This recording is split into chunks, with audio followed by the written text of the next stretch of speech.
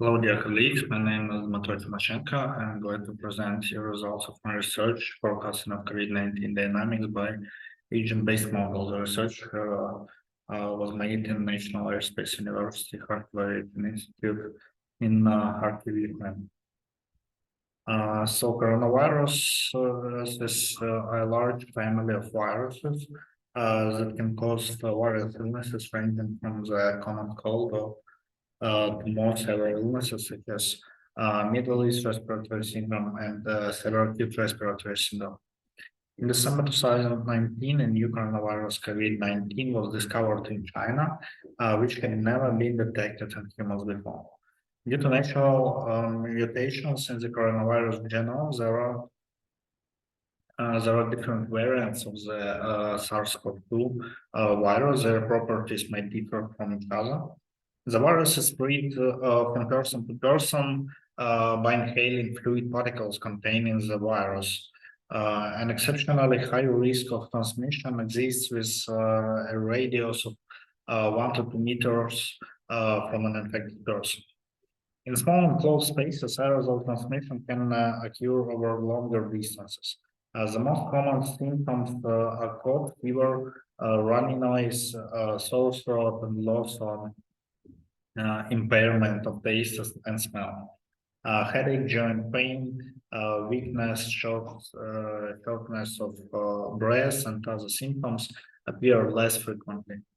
In several cases, complications may develop. The most common complications are pneumonia, inflammatory diseases of the nervous system and brain, and diseases of the cardiovascular system. Less common are circulatory disorders, embolism, and heart muscle inflammation. The risk group in which complications and several forms of the disease are more common are the elderly, smokers, overweight people, pregnant women, men, people with concomitant diseases, including chronic diseases of the lungs, cardiovascular system, kidney, and liver, neurophysiatric diseases, diabetes, oncological diseases. The most effective measure of protection against COVID-19 is vaccination.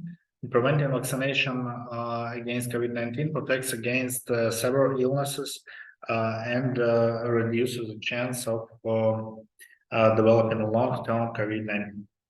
However, vaccination cannot provide 100% protection.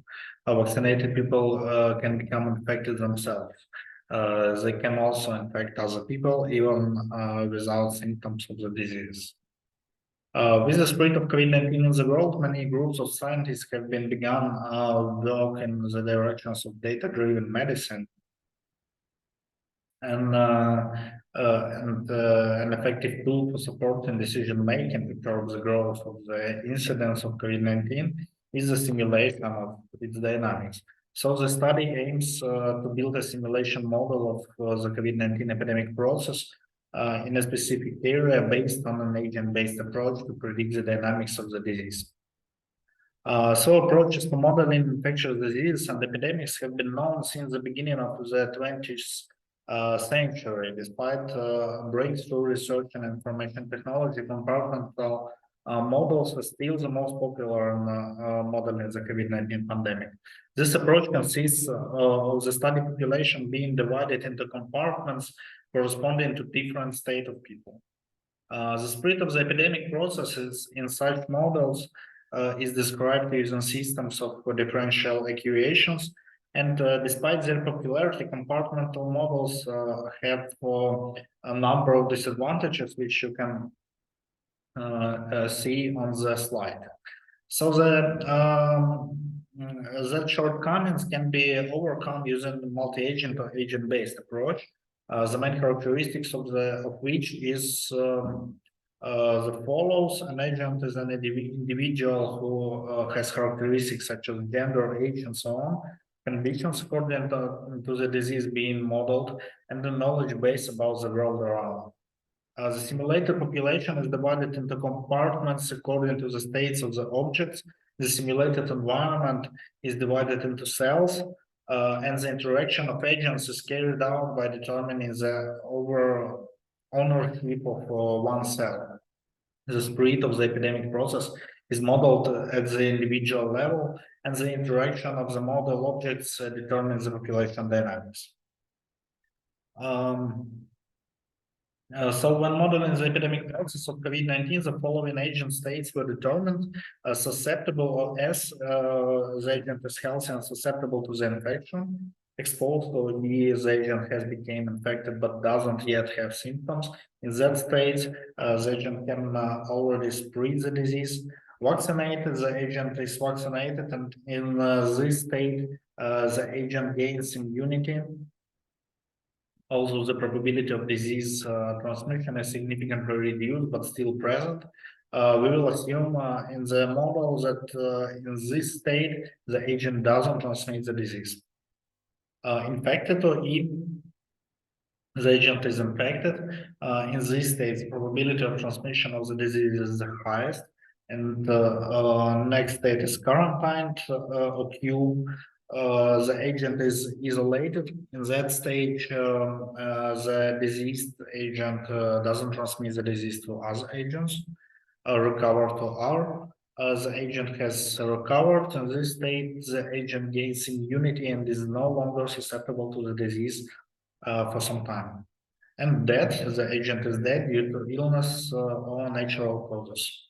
The transition from one state to another is carried out based on probabilistic rules for the interaction of agents with each other, and the rules for transition between states are shown in the slide. The simulation environment is divided into cells.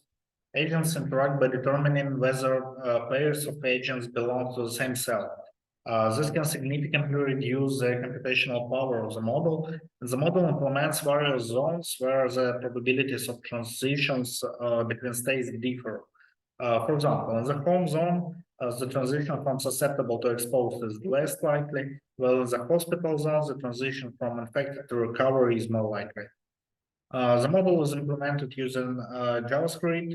An example of the model performance is shown in on the slide. So the agent-based model of the COVID-19 epidemic process was implemented in JavaScript, and the COVID-19 cumulative morbidity and mortality data provided by the World Health Organization coronavirus dashboard was used for the experimental investigation. Data from Ukraine, Germany, Japan, and South Korea were used since these countries have a different nature of the epidemic process, various control measures implemented by the government, and different level of morbidity testing and mortality. Verifying the model on data of a different nature allows us to check its universality and adequacy when used in different areas.